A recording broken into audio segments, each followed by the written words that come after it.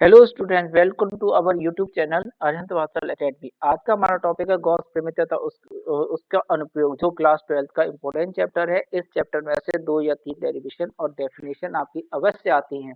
इस पूरी वीडियो को आप लास्ट तक देखिए। आपको अच्छी लगे सब्सक्राइब चैनल को सब्सक्राइब कीजिए।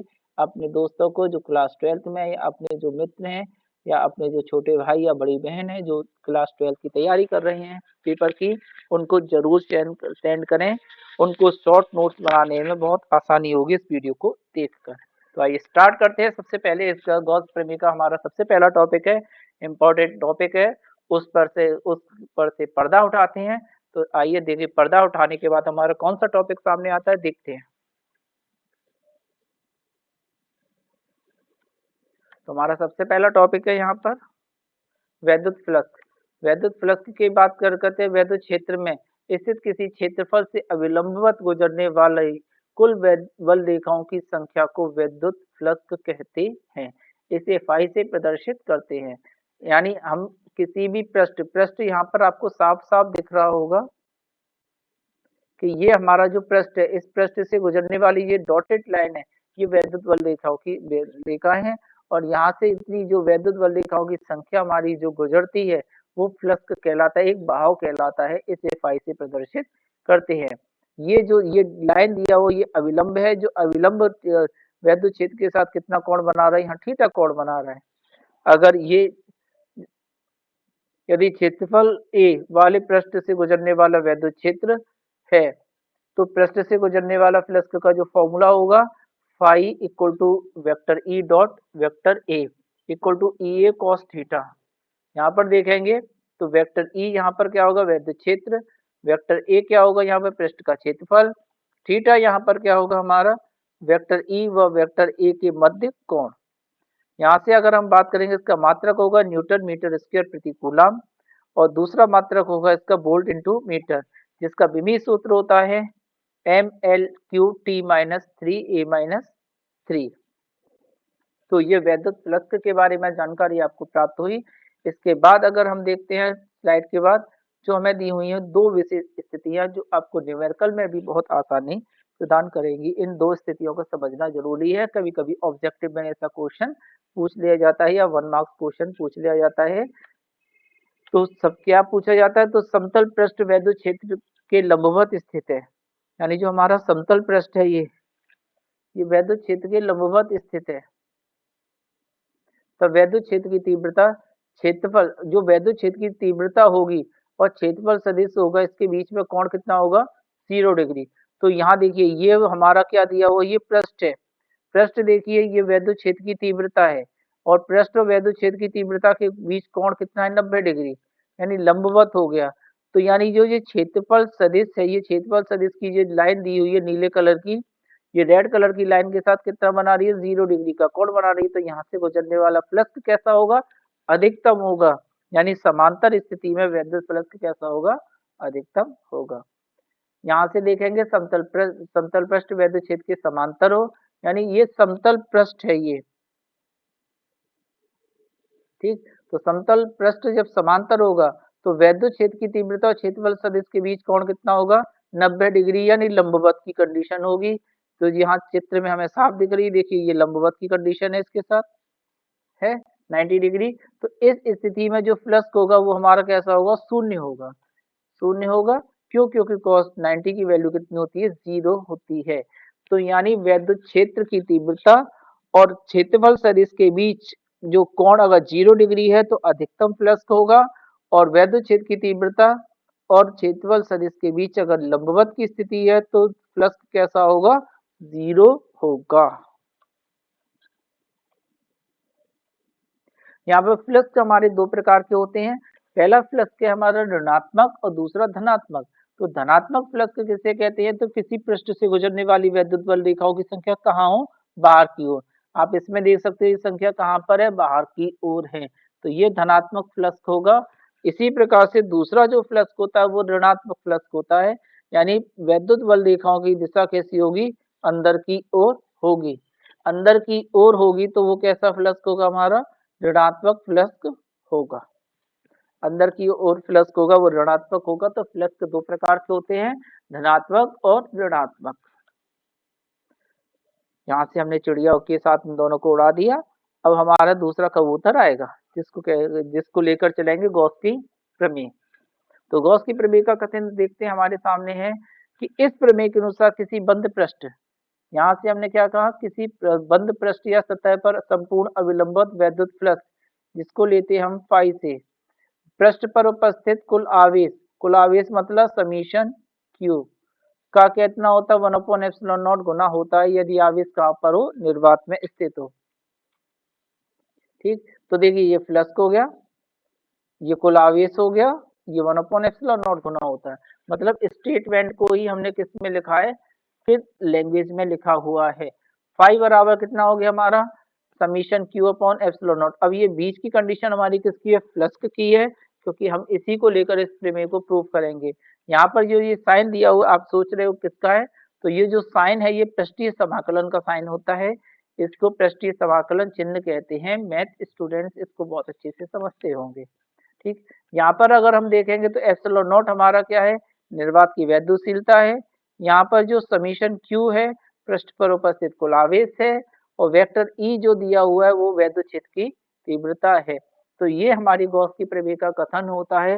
अगर आपसे सिर्फ ये पूछा जाए गॉस की प्रमेय का कथन लिखिए, तो आपको सिर्फ इतना ही लिखना है। इसको भी हमने उड़ा दिया हवाई जहाज बना के। अब हमारे सामने आता है गॉस की प्रमेय का प्रूफ। तो इसके लिए हम सबसे पहले क्या बात करेंगे कि हम एक बिंदु O लेंगे जिस पर प्लस क्यू आवेश रख देते हैं, एक छोटा बिंदु आवेश, जिससे स्मॉल r दूरी पर एक बिंदु P लेते हैं, जिस बिंदु पर वैद्युत क्षेत्र की तीव्रता को हम प्रदर्शित करेंगे। तो हमारा सूत्र होगा vector E equal to 1/4πε0 Q upon R square. ठीक, जैसे हम वैद्युत क्षेत्र यहाँ पर प्लस क्यू आवेश लगती है तो यहाँ से फ्लक्स की लाइन, यहाँ पर फ्लक्स निकलने लगेगा, यानी इस पूरे क्षेत्रफल कैपिटल ए गॉसियन पृष्ठ से गुजरने वाला जो संपूर्ण फ्लक्स का मान होगा वो हमारा कितना होगा, phi equal to E vector E dot D A. यहाँ पर ए डॉट बी सदिशों का अदिश गुणनफल का फॉर्मूला क्या होता है हमारा, E D A cos theta. यहाँ पर थीटा देखेंगे तो वेक्टर ई और डी ए के मध्य कोण है, जिसका मान देखेंगे तो थीटा बराबर 0 डिग्री बराबर 0 डिग्री क्यों लिया जाएगा कि यहाँ पर देखिए वेक्टर ई और डी ए, ये हमारा वेक्टर डी ए हो गया और वेक्टर ई हो गया, दोनों की दिशा कैसी, एक ही दिशा में है, एक ही दिशा नहीं समान दिशा, जिसका कोण कितना होता है 0 डिग्री। तो यहाँ पर इसकी वैल्यू हम क्या रखेंगे, 1 रख देंगे। यहाँ से हमने ई की वैल्यू इस वाले समीकरण से यहाँ पर रख दी और उसको बाहर ले, क्योंकि इंटीग्रेशन किसका होगा, केवल डी ए का होगा। तो Q अपॉन 4πε0 R स्क्वायर हो गया, ये पृष्ठीय समाकलन है। इसकी वैल्यू कितनी होगी 4πr स्क्वायर, जिससे हम क्या कहेंगे, गोले के पृष्ठ का क्षेत्रफल। गोले के पृष्ठ का क्षेत्रफल क्या होता है आपका 4πr स्क्वायर होता है। क्यों, क्योंकि इस तरीके के बहुत सारे छोटे छोटे गोलों से मिलकर बना हो सकता है, इसीलिए हमने क्या किया, इन सभी को मानकर इस पूरे गोले का क्षेत्रफल इसको मान लिया 4πr स्क्वायर। ये 4πr स्क्वायर से यहाँ पर 4πr स्क्वायर कैंसिल हो जाएगा, यहाँ बचेगा Q अपॉन एप्सिलॉन नॉट। हमने ये किसकी बात की थी, सिर्फ सिंगल आवेश की बात की थी। गॉस की प्रमेय क्या कहती है, समस्त कुल आवेशों का योग। तो इसीलिए हम क्या मानेंगे, इस बंद पृष्ठ के भीतर Q1 Q2 Q3 अनेक बिंदु आवेशों को उपस्थित मानते हैं। तो फाई बराबर कितना हो जाएगा, Q1 upon epsilon not, Q2 upon epsilon not, Q3 upon epsilon not, जिसको हम संपूर्ण में किस में लिख देंगे, समीशन के फॉर्म में लिख देंगे। तो कंप्लीट हमारा गॉस की प्रमेय का ये कथन पूरा हुआ। गॉस की प्रमेय का प्रूफ होने के बाद हम देखते हैं गॉस की, इसके बाद अगला जो टॉपिक आएगा हमारा, इसको मरोड़ के फेंक दिया हमने नीचे और नया टॉपिक के लिए की तरफ बढ़ गए कि गॉस के नियम की सहायता से कूलाम के नियम की उत्पत्ति। कभी के बाद पूछे जाने वाला इंपॉर्टेंट क्वेश्चन है। इसमें डायग्राम बिल्कुल गॉस की प्रमेय के प्रूफ जैसा आएगा। तो प्लस क्यू आवेश हम कहाँ रखते हैं, बिंदु ओ पर रखते हैं। इसमें सबसे पहले हमने क्या रखा, प्लस क्यू आवेश रखा, जो कहाँ रखा है, बिंदु ओ पर। इससे स्मॉल आर दूरी पर हमने क्या ले लिया, बिंदु पी ले लिया, जिस पर हमें वैद्युत क्षेत्र की तीव्रता की गणना करनी है और कूलाम का नियम हमें प्रूफ करना है। तो हम किसका यूज करें, गॉस की प्रमेय का यूज कर रहे हैं। तो सबसे पहले हम क्या बात करेंगे, संपूर्ण फ्लक्स गोले की सतह से गुजरने वाला फ्लक्स किसकी सहायता से? गॉस की प्रमेय से। ठीक, तो गॉस की प्रमेय क्या होती है? फाई इक्वल टू पृष्ठीय समाकलन vector E dot D A equal to Q upon epsilon naught, क्योंकि यहाँ सिंगल आवेश लिया हुआ है इसलिए क्यू है। अब हम केवल इन दोनों स्टेपों को लेकर आगे बढ़ेंगे। तो यहाँ से देखते हैं, यहाँ पर फिर से वही करेंगे, ए डॉट बी यहाँ पर कितना आ जाएगा हमारा कॉस थीटा, जिसकी वैल्यू कैसी होगी? सेम पिछली वाली जैसी होगी, दोनों डायरेक्शन कैसे? सेम डायरेक्शन में, इसलिए 0 डिग्री हो गया। यहाँ पर देखेंगे तो यहाँ पृष्ठीय समाकलन डी ए हो रहा है हमारा, कितना हो जाएगा? 4 पाई आर स्क्वायर। क्यों? क्योंकि गोले का पृष्ठ का क्षेत्रफल है। इस 4 पाई आर स्क्वायर को हम क्या ट्रांसफर करेंगे? इस तरफ करेंगे तो हमारे पास क्या होगा? E equal to 1/4 pi epsilon naught Q upon R square. ये हमारे क्या हो गया कि किसी बिंदु आवेश के कारण वैद्युत क्षेत्र की तीव्रता का व्यंजक। कभी कभी आपसे अगर क्वेश्चन पूछ लिया जाए कि गॉस की प्रमेय के साथ की सहायता से बिंदु आवेश के कारण वैद्युत क्षेत्र की तीव्रता का सूत्र का निगमन कीजिए, तो उसमें आपको ये वाला प्रूफ पूरा करना है। तो हमें करना क्या है? यहाँ पर वैद्युत क्षेत्र तो निकालना नहीं है, कूलाम का नियम निकालना है। इसीलिए इस बिंदु पी पर हम क्या मानेंगे? एक अन्य आवेश क्यू नॉट की कल्पना करते हैं। जैसे ही आप इस बिंदु पी पर एक अन्य आवेश क्यू नॉट लाते हैं तो ये अपने क्षेत्र में तो घुसने नहीं देगा इसको, तो इस पर एक बल लगाएगा, जिसे क्या कहते हैं? वैद्युत बल कहते हैं। वैद्युत बल का फॉर्मूला क्या होता है? F equal to Q naught into E. यहाँ से जो वैद्युत क्षेत्र की ई की वैल्यू है इस वाले समीकरण से हम यहाँ पर रखेंगे, तो हमारे पास क्या बनेगा? देखो 1/4 पाई एप्सिलॉन नॉट हो गया, क्यू अपॉन आर स्क्वायर हो गया। अब ये क्यू नॉट इसके साथ और ऐड हो जाएगा। अब ये नियम क्या कहलाता है? कूलाम का नियम कहलाता है। तो ये हमारा हुआ गॉस के नियम की सहायता से कूलाम के नियम की व्युत्पत्ति। अब पर दूसरे स्टेप पे देखते हैं गॉस के नियम के अनुप्रयोग। इस चैप्टर का सबसे ज्यादा पूछे जाने वाला सबसे महत्वपूर्ण को जो डेरिवेशन है, अनंत विस्तार की समतल आवेशित अचालक प्लेट के समीप वैद्युत क्षेत्र की तीव्रता।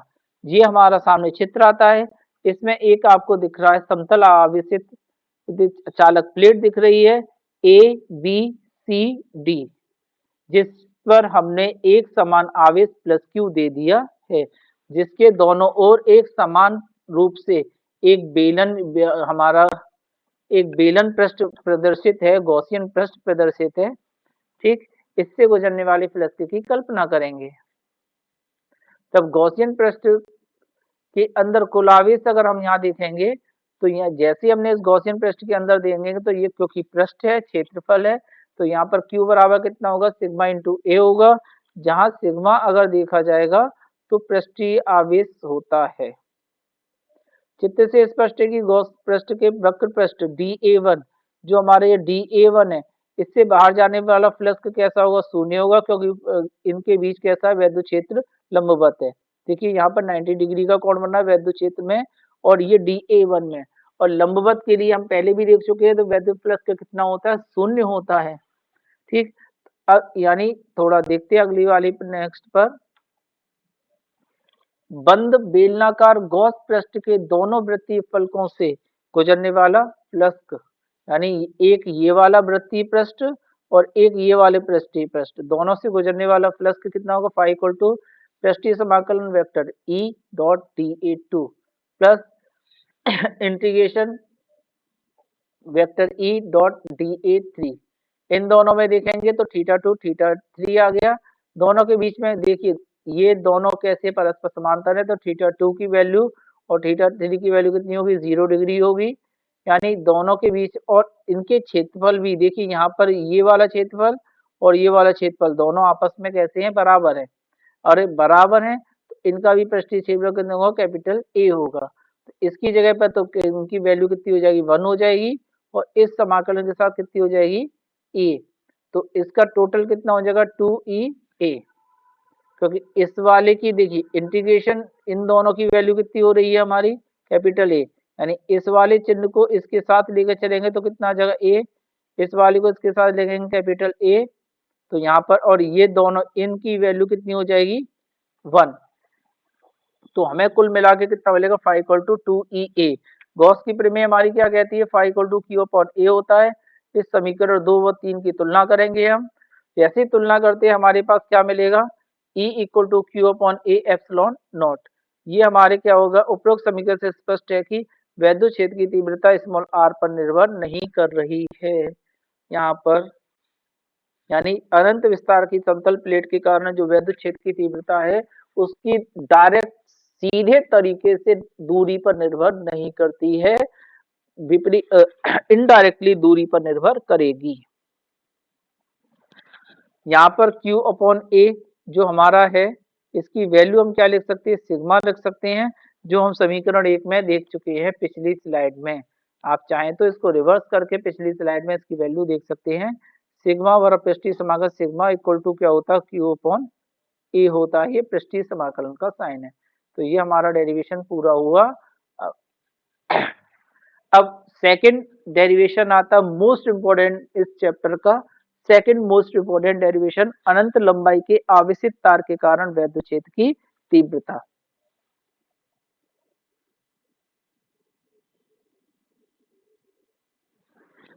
यहाँ पर जो हमारा तार है वो AB है, ठीक। इस AB को हमने प्लस Q आवेश दिया, प्लस आवेश दिया हुआ है। इस प्लस आवेश देते ही इसके चारों तरफ स्मॉल l लंबाई का एक बेलनीय पृष्ठ बना है, जिसका ये दो वृत्तीय पृष्ठ है, ये वक्रीय पृष्ठ है।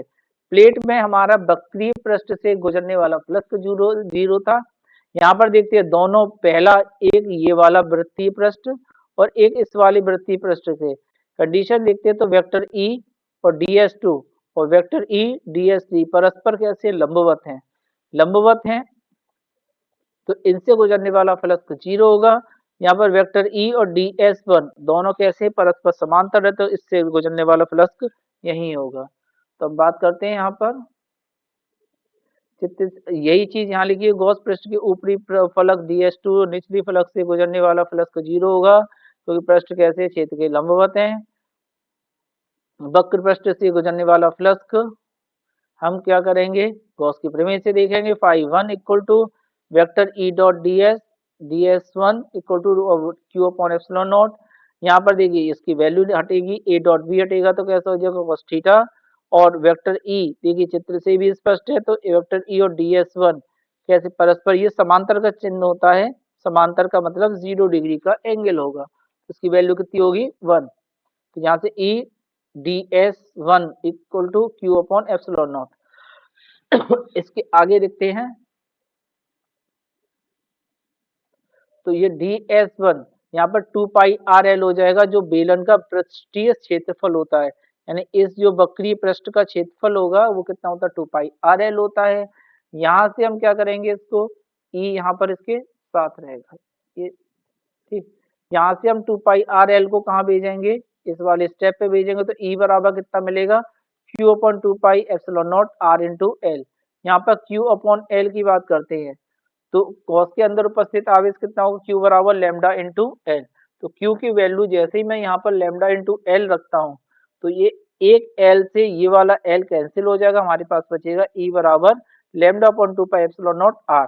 अनंत लंबाई के आवेशित तार के कारण वैद्युत क्षेत्र की तीव्रता के लिए व्यंजक है।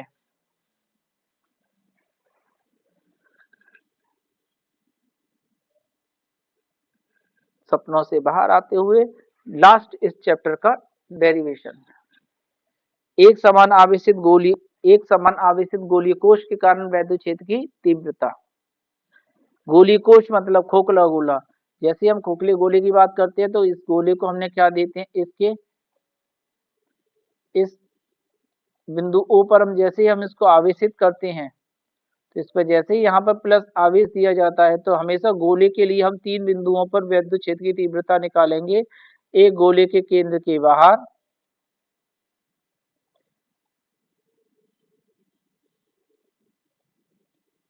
एक गोले के केंद्र के बाहर, एक गोले के पृष्ठ पर और एक गोले के केंद्र के गोले के पृष्ठ के अंदर। 3 स्थितियों में इसकी वैद्युत क्षेत्र की तीव्रता ज्ञात करेंगे। तो सबसे पहले हमने क्या बात करी है, जब बिंदु P गोले के बाहर स्थित हो, जैसे बिंदु P गोले के बाहर स्थित होगा, गोले के केंद्र को केंद्र मानेंगे, स्मॉल r दूरी ये हो गई, इसकी दूरी पर स्थित बिंदु P से होकर गुजरने वाला और इस त्रिज्या के गोले की कल्पना करते हैं, इसे गॉसियन पृष्ठ कहते हैं। गॉसियन पृष्ठ एक त्रि-आयामी पृष्ठ होता है जिससे गुजरने वाला फ्लक्स हमेशा अभिलंबवत बाहर की ओर होता है। एक त्रि-आयामी पृष्ठ होता है, एक काल्पनिक पृष्ठ होता है। ठीक, तो अब इससे गुजरने वाला फ्लक्स देखेंगे हम गॉस की प्रमेय के आधार पर। तो हमारा phi equal to vector E, पृष्ठीय समाकलन vector E dot D S equal to Q upon epsilon naught. फिर से वही बात करेंगे हम, कॉस थीटा आ जाएगा ए डॉट बी करके, जिसकी वैल्यू कितनी हो जाएगी 1, क्योंकि दोनों कैसे हैं देखिए, दोनों का पृष्ठ कैसा है, एक दूसरे के समांतर है। यहाँ पर इस ई डी एस को हम क्या लिखेंगे, 4 पाई आर स्क्वायर, पिछली बार की तरह, जो हमारा क्या स्मॉल आर त्रिज्या के संपूर्ण पृष्ठ का क्षेत्रफल है। यहाँ से हम से 4 पाई आर स्क्वायर यहाँ भेजेंगे तो हमारे पास फॉर्मूला मिलेगा equal to 1/4 pi epsilon naught Q upon R square. ये हो जाएगा जब बिंदु पी गोले के बाहर स्थित होगा तो उसके कारण वैद्युत क्षेत्र की तीव्रता कितनी होगी, ई बराबर 1/4 pi epsilon naught Q upon R square. ठीक, लेकिन यहाँ पर कैसा है, पृष्ठीय आवेश घनत्व है, पृष्ठीय आवेश घनत्व का फॉर्मूला होता है Q equal sigma equal to Q upon 4 pi R square. यहाँ पर हम क्या करेंगे, Q इक्वल टू कितना ले लेंगे, इस 4 पाई आर को यहाँ पर ट्रांसफर कर देंगे 4 पाई सिग्मा के साथ, तो हमारा Q इक्वल टू कितना हो जाएगा 4 पाई आर स्क्वायर सिग्मा। इस समीकरण 4 से वैल्यू कहाँ रखेंगे हम, इस वाले समीकरण में। तो जैसे हम उस समीकरण में रखेंगे, समीकरण कितना था हमारा, equal to 1/4 pi epsilon naught Q upon small R square. अब इस क्यू की जगह पर हम जैसे ही वैल्यू रखेंगे, हमारे पास क्या बचेगा, 4 पाई से 4 पाई कैंसिल हो जाएगा, ऊपर आर स्क्वायर सिग्मा बचेगा और नीचे आर स्क्वायर एप्सिलॉन नॉट बचेगा, जिसे हम समीकरण 5 से देंगे।